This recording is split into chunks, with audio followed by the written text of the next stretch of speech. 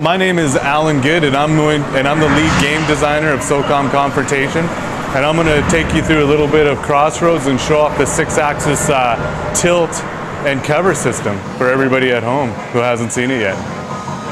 So generally, what we're trying to provide the players with our 6-axis lean feature is a variable cover system where you don't need to be locked onto anything. So as you can see, when I lean the controller to the side, my character obeys that command and it'll lean over, and it's totally controllable.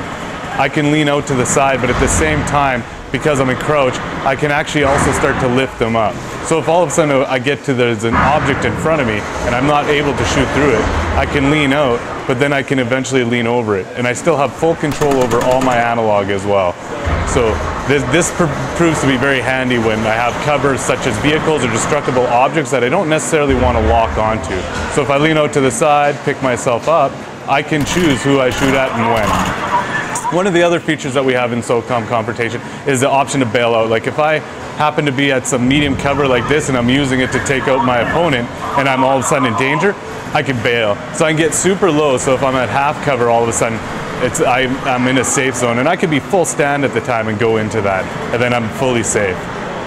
So now if I come out, just to give an example in combat, this is Crossroads, one of the classic maps from previous SOCOM games, and this happens to be one of the expansion areas. This is the 32-player Merc spawn point. And I'm using a submachine gun, and I'm going to move up because it's good for closer combat. So you see, like something like a vehicle that tends to be very destructible, I don't necessarily want to get close, so I can keep my distance, lean out, and I can even slightly nudge myself, so that way I don't actually have to come out of the lean. As soon as I give myself too much input, such as this, I'll automatically come out of that position. So if I run up here, I'm going to die because these guys are awesome. So I'll respawn. Show you some of the other things in this level. See if I can maybe get some of this cover to destroy. So that's just a good opportunity to actually take out my own guys, which isn't necessarily the smartest idea when playing these team-based games. So if I come here and I start to use my cover, and so what happens is if you start to lean in too soon, it kind of detects where your center, or where you like to keep your controller. So it always tries to detect your center or how you place your hand. And it's only when you're at a full stop will you be able to get into these positions.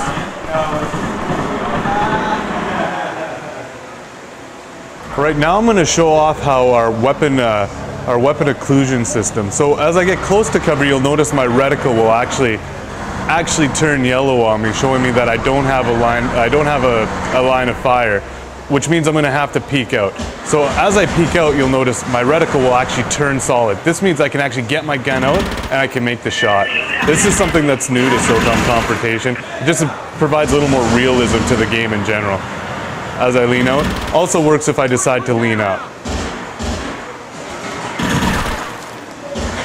This is our in-game character customization screen where I have the option of adjusting my body or my weapon. If I jump into my weapon, I go into my primaries, you can see we have a vast selection of guns I can choose from here. These are just the assault rifles all the way, everything that players have seen before in the SOCOM games.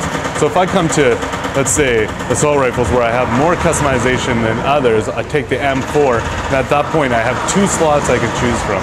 I'll choose slot 1, and then I can actually choose the attach point of the weapon. Say if I want to put on a new scope on this weapon, I go to the appropriate attach point, and I can change it in real time for whatever one I want.